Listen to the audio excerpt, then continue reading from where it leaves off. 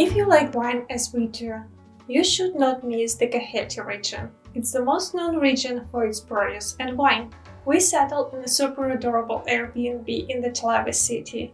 And while we were there, we visited its city center, huge market, and lots of monasteries that were just 40 minutes drive from the city.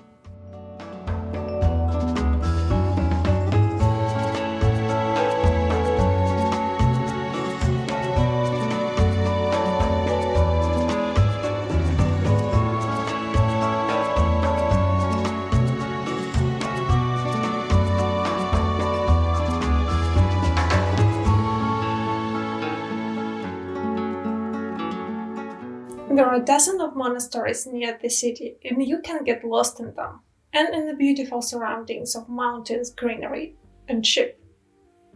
Yes, sheep. But we came here not for the market and monasteries, we came here for the vineyards, and during our stay we visited two of those. Way before Romans and Greeks, Georgian people were making wine in quarries, clay pots, buried on the ground. And they continue making wine this way till these days. Just a sec, let me show you. We brought a couple of bottles of wine with us, and the ones that have little clay pot on the label mean that they were made in quarries. This one is like super petite, but there are like more evident clay pots on the labels. If you want to taste the difference between European and Georgian way of making wine, I highly recommend you go to Shumi Winery degustation. Shumi Winery is enormous and it provides so many different activities besides its degustation. We attended the guided tour where we learned a lot about winemaking culture in Georgia. And if you're coming in September, you can participate in Ortveli. It's the winemaking process that you do yourself. Or try culinary masterclass. We wanted to do a Kenkali masterclass and learn how to make these little Georgian dumplings, but there was a 1 hour long queue for it.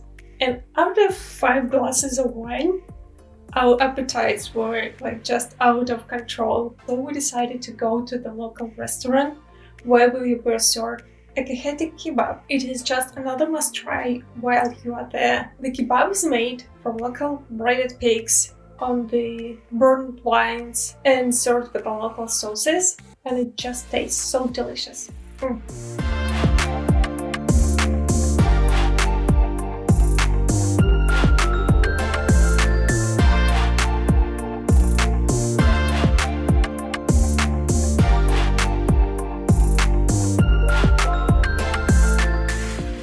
The other day we visited a second vineyard and we had a completely different experience there. The vineyard itself was much smaller and specialized on organic and biodynamic wines. We booked our dinner and wine tasting beforehand for that. First of all, I have to say, the views there were so breathtaking. The sun was kissing the mountains and it smelled like never-ending summer. And cuisine there was spectacular. Best salads, best kebab I've tried in the whole trip across Georgia. And of course wines.